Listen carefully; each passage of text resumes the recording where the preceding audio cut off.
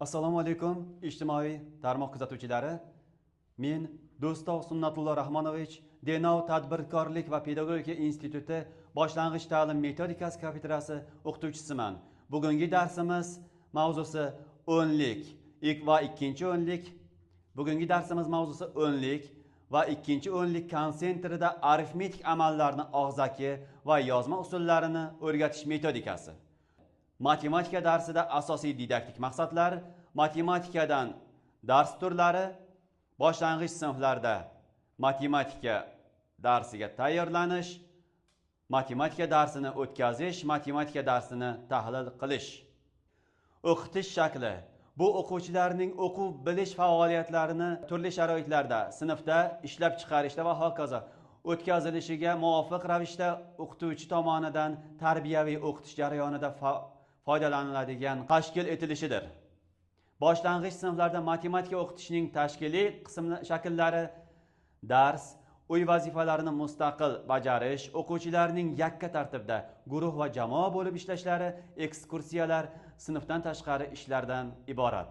Dars va unga qo'yilgan talablar.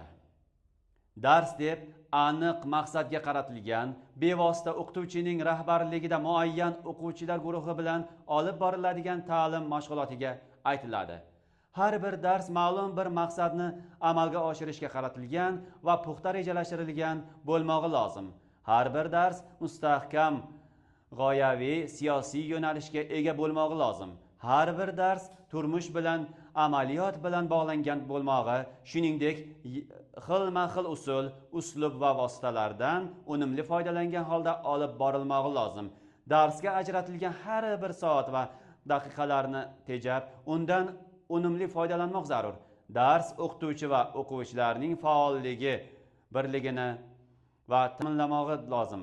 Darsda o'quv materialining mazmuniga oid ko'rsatmali qurollar, texnik vositalar, kompyuterlardan foydalanish imkoniyatini yaratmoq lozim.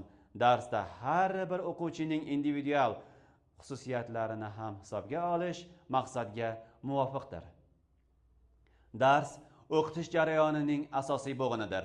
Dars so'zining dastlabki ma'nosi bu ma'lum muddatga bajarilishi kerak bo'lgan mehnat topshirig'idir. Dars o'quv shakli sifatida 17-asrdan buyon mavjud.